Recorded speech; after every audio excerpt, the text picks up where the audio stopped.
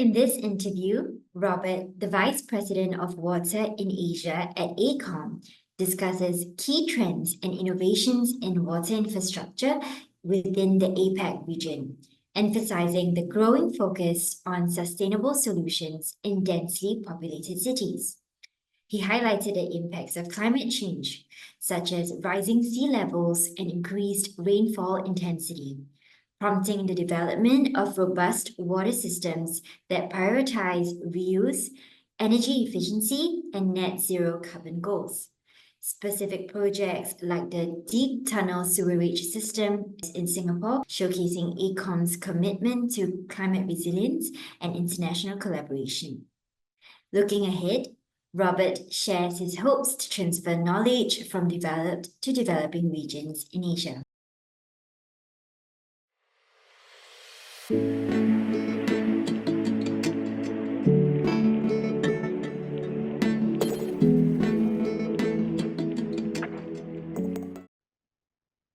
Robert. Hi.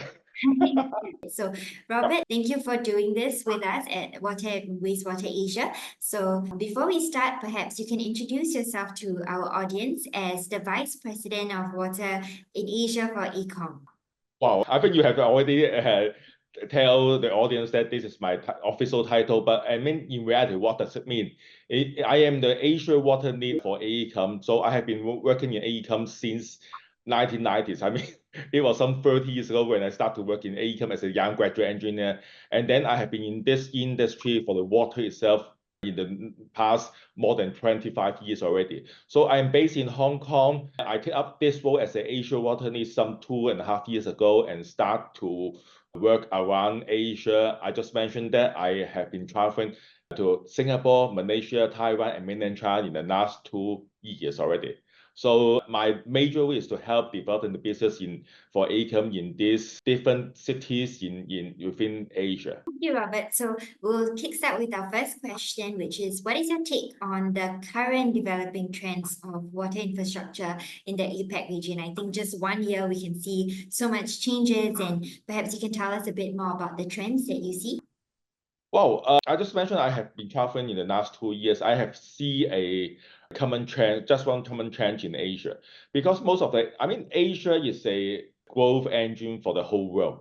And many of us are working in very densely populated area within Asia, such as Singapore, Hong Kong, I just mentioned KL, Taipei, Kaohsiung, and also in some of the major cities in mainland China, such as Shanghai, Shenzhen, Guangzhou. They are all highly populated area, but all they have a common element is that the development all around the water.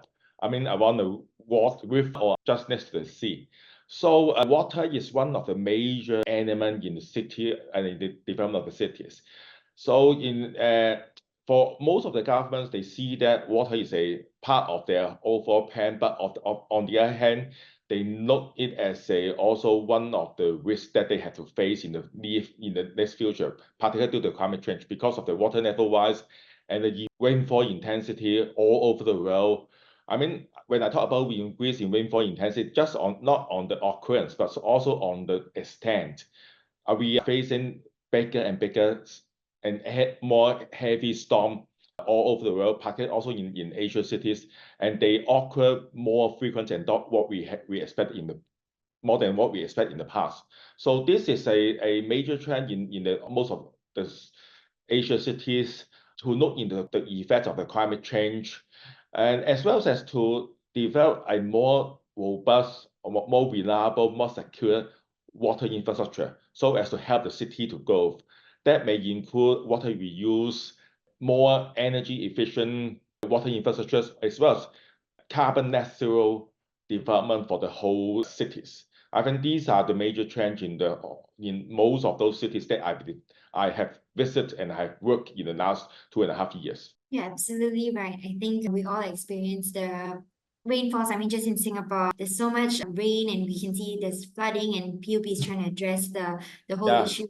Yeah, I think last year you may heard that Hong Kong has also experienced a few major rainfall events. I mean, in the past, I have been taking up this role just for 30 years, but last year in Hong Kong, I'm based in Hong Kong, so we have experienced a storm event that with a return period of more than 200 years. This is quite rare in the past, and some of the people in Hong Kong have been saying that how come a 200-year return period rainfall happened in Hong Kong? They have been living here for maybe 50 years. They said, wow, it is just 50 years. How come we have a 200-year return period rainfall happen in Hong Kong? And that has caused a lot of issues in Hong Kong. Of course, flooding is a major concern in Hong Kong. So we are working with the Hong Kong government on developing an overall study to look into that sort of climate change, as well as the associated flooding effect to Hong Kong as a whole. Thank you, Robert. Yeah, so I think I'll just proceed on with moving on with the second question. So I know you're based in Hong Kong, but in Singapore, what are some AECOM's projects, innovations that, specifically for Singapore as a state, that will enhance our water security, as what you said, that's a major developing trend in ARC in Asia. So perhaps elaborate more on a specific project in Singapore. Well, I can tell you, Singapore is one of the most advanced city in the world when we talk about water, be honest. Singapore government has been very aggressive on the use of very advanced technology for treating water and building the water infrastructure. So AECOM has been involved in two major environmental projects in Hong Kong. One in Singapore, one is the DTSS, the other is on an integrated waste management facilities in Singapore. These are the two major environmental projects in Singapore, and it will continue for the next few years. Go back to DTSS. In DTSS, we were involved in DTSS Stage 2, during which we have been doing a preliminary design for major water reuse facilities in the western part of Singapore. This is one of the this part is still under construction, and we hope that it will complete and commission very soon. Another major project that AECOM have been involved, which brings a lot of innovation, is the Keppel Marina East desalination plant in Singapore. That project has been completed, and I don't know whether you have a chance to have visited, because that project is one of the first few projects that, for the top roof, we have decided to be a co-used platform for people to enjoy their life over there. They can go there during weekend, have or they just sit there in the big piece of grassland and enjoy that. That is one, I just mentioned, this is one of our major achievements in the last few years, not because of the co-use, but also on technology. This Keppel Marina East desalination plant is one of the first that we have a dual feed type of treatment for use in Singapore. This is not just in Singapore, also in Asia as well as in the world, that I have not heard about that. What it means is that it receives both clear water as well as seawater for treatment. For most of the treatment, we are just designed for seawater. They will have a very high demand on the treatment capacity. But if we are using it to treat it for, say, fresh water, the treatment capacity may have overkilled it. So this part, we have a dual feed system that we can optimize on different portions of fresh water and seawater in terms of energy efficiency and the whole plant. This is a major achievement in Singapore and Asia, because this made a very good reference for the whole water industry as to how we design for a treatment plant for this purpose with a dual supply. So these are some of those innovations that we have employed in Singapore. And apart from Singapore, I just mentioned that I have been working in the Asia cities in Hong Kong. We have a few major projects that we have received a lot of. Lucky enough, we have received a few awards globally, say one of which is the Yunnan effluent pollution plant in Hong Kong, which is a tertiary treatment plant, but the plant has been designed with other energy recovery facilities so that the plant is overall energy neutral, which is one of the first in the world. And nothing enough, last year we have received the NEC, UK NEC award as a as a water project, as well as for ICE, also UK ICE.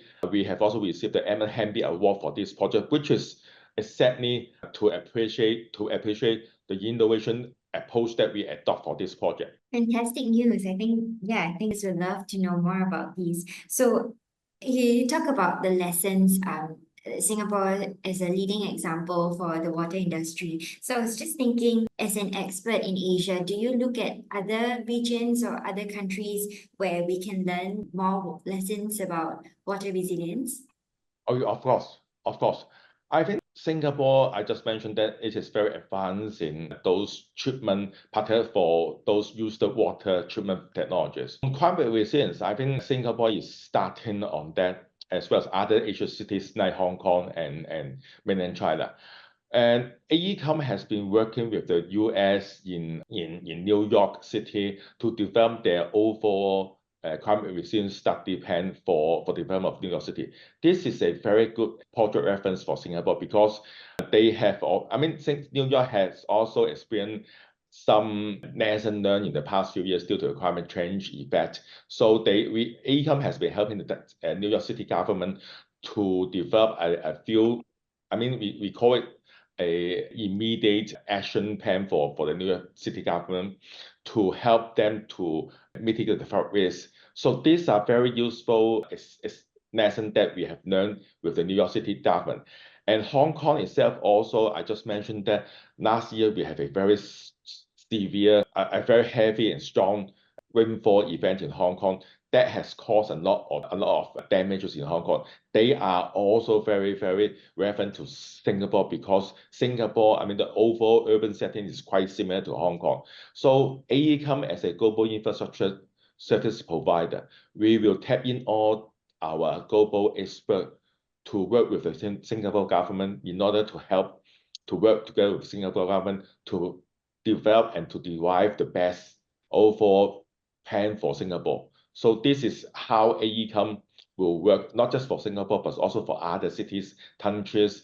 We work as a global company to help our client to find the best and most suitable solution for them. I'm hearing a lot about, international efforts in collaboration. So on your, as an expert in the water industry for so long, do you foresee more international collaborations moving forward? Yes, of course. I think last year we have the Singapore International Water Week in Singapore in the Murray Basin again. This is the best forum for all the international experts to come over and to share the experience and the technology that they have deployed in other parts of the world. I think this is definitely very important. And for Singapore government, I noticed that they are also very aggressive. They have a lot of R&D projects being implemented at the moment that have tapped in a lot of global experts, not just within Asia, but also from US and UK, Europe, other countries to come over.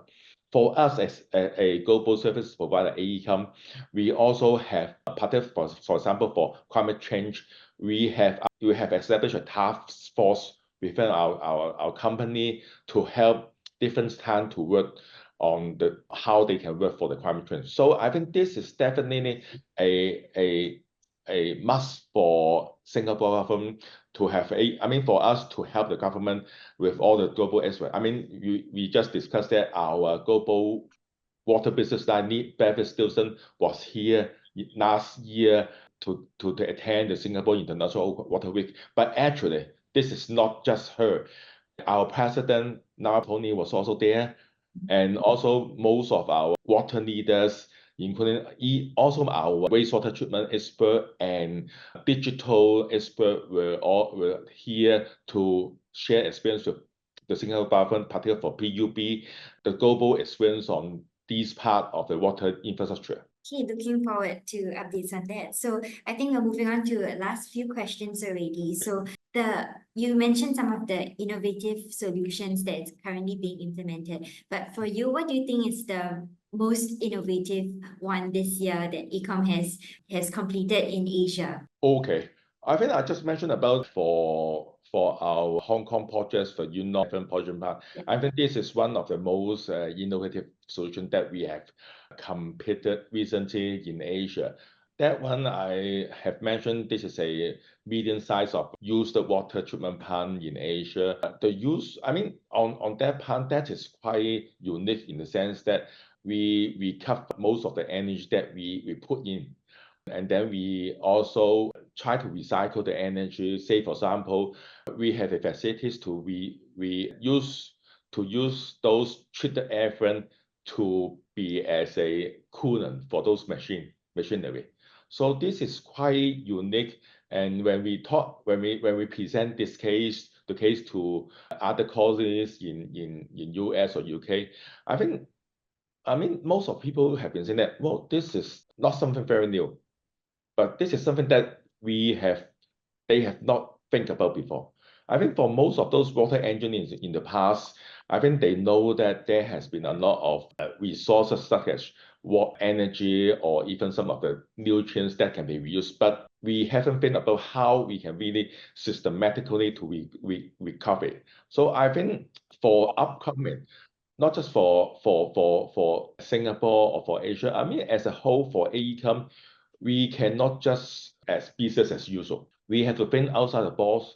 We have to think about, I mean, just for our work, day-to-day work, see how we can optimize, on one part of us, optimize our overall design, so has to help our government, client, or other private developer to save their overall investment on those water infrastructure. But as a whole, we also have to think about how we can help the community to build a more secure and reliable, sustainable water infrastructure. That is the need for the whole community.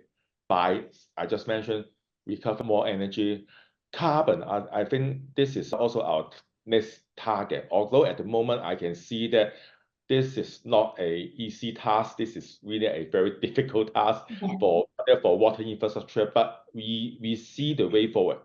We see the way forward. We look into a few projects that we are working in Asia.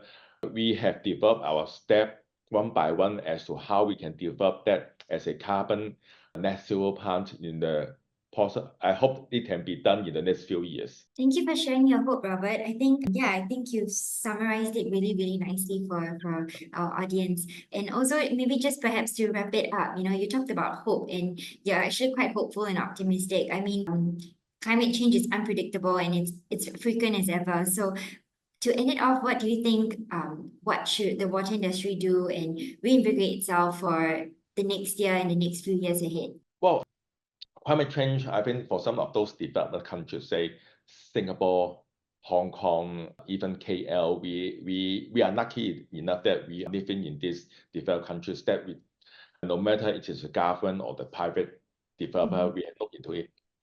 For other part of the world, maybe some other not as, I mean, the development is not as quick as these countries. They may not be so developed.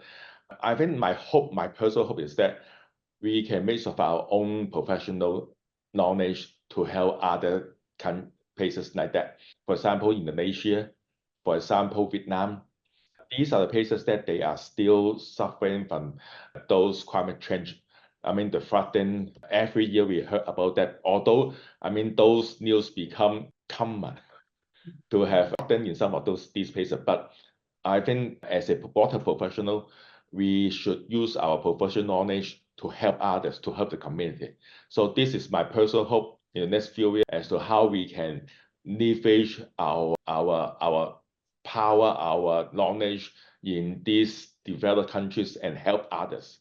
So this is my personal hope. Thank you so much, Robert. Yeah, I think we have wrapped up this interview very, very nicely on an optimistic tone for the new year. So really, really appreciate that. So I think we can, I think that's the end of the official interview. Yeah. Okay, so that's very quick, is it? No, it's very thorough. So I really appreciate your response.